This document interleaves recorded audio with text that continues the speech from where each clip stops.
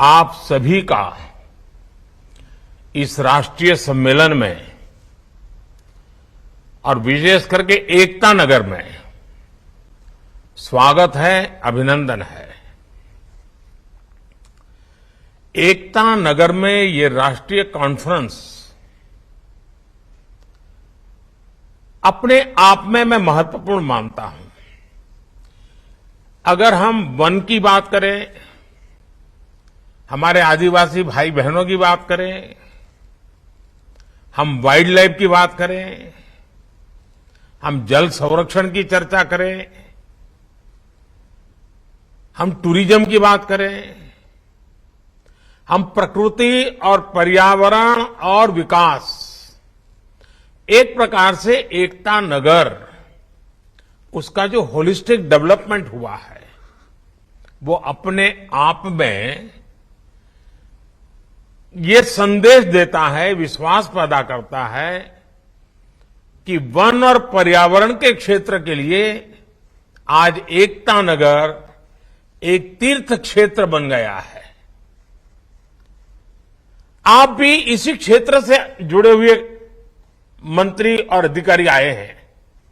मैं चाहूंगा कि एकता नगर में जितना भी समय आप बिताएं, उन बारीकियों को जरूर ऑब्जर्व करें कि जिसमें पर्यावरण के प्रति, हमारे आदिवासी समाज के प्रति, हमारे वाइल्ड लाइफ के प्रति कितनी संवेदनशीलता के साथ कार्य रचना की गई है, निर्माण कार्य हुआ है और भविष्य में देश के ही अनेक कोने में वन पर्यावरण की रक्षा करते हुए विकास की राह पर तेज गति से आगे बढ़ सकते हैं।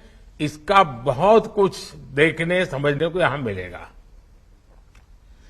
साथियों, हम एक ऐसे समय मिल रहे हैं जब भारत अगले 25 वर्षों के अमृत काल के लिए नए लक्ष्य तय कर रहा है। मुझे विश्वास है आपके प्रयासों से पर्यावरण की रक्षा में भी मदद मिलेगी और भारत का विकास भी उतनी ही तेज गति से होगा। साथियों, आज का नया भारत नई सोच, नए अप्रोच के साथ आगे बढ़ रहा है। आज भारत तेजी से विकसित होती इकोनॉमी भी है और निरंतर अपनी इकोलॉजी को भी मजबूत कर रहा है। हमारे फॉरेस्ट कवर में वृद्धि हुई है और वेटलैंड्स का दायरा भी तेजी से बढ़ रहा है। हमने दुनिया को दिखाया है कि रिन्यूएबल एनर्जी के मामले में हमारी स्पीड और हमारा स्केल शायद ही कोई उसको मैच कर सकता है। इंटरनेशनल सोलर अलायंस हो, कोalition फॉर डिजास्टर रेजिलिएंट इंफ्रास्ट्रक्चर हो या फिर लाइफ मूवमेंट, बड़ी चुनौतियों से निपटने के लिए भारत आज दुनिया को नेतृत्व दे रहा है। अपने कमिटमेंट को पूरा करने के हमारे ट्रैक रिकॉर्ड के कारण ही दुनिया आज भारत के साथ जुड़ भी रही है।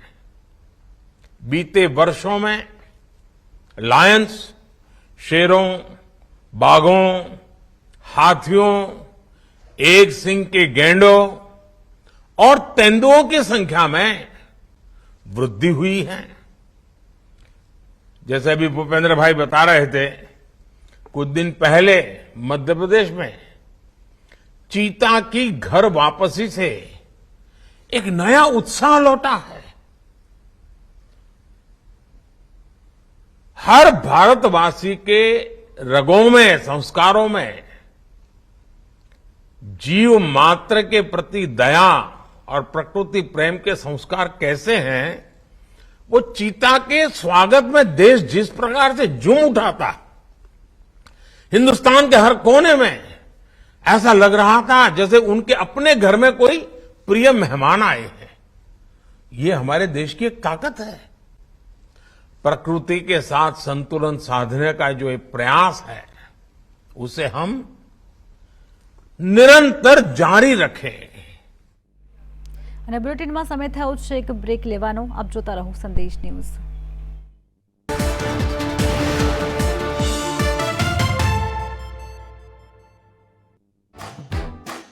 प्लास्टिक से मुक्ति के हमारे अभियान को भी ताकत मिलेगी।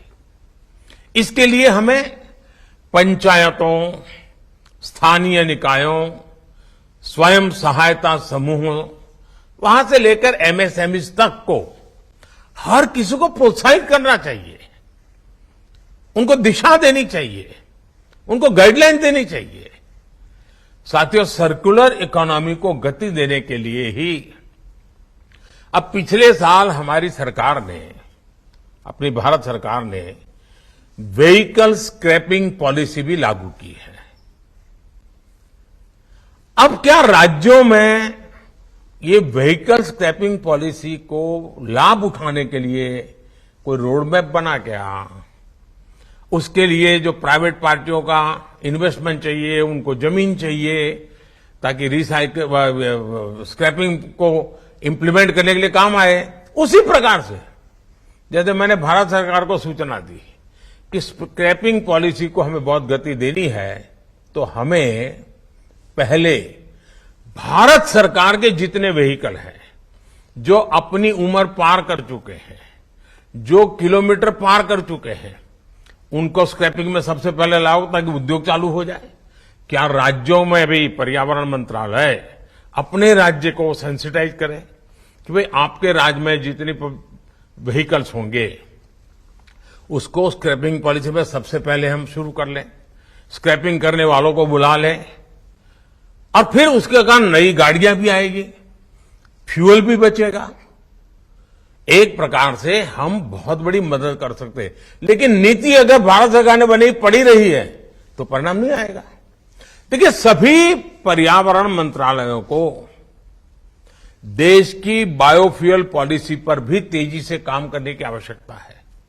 अब देखिए, बायोफ्यूल में हम कितनी तेजी से आगे बढ़ रहे हैं।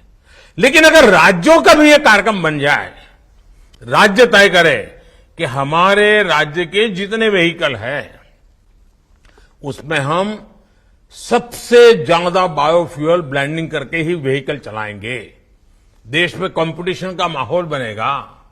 देखिए, पर्यावरण मंत्रालय को इस पॉलिसी को ओन करना होगा, उसे ग्राउंड पर मजबूती से ले जाना होगा।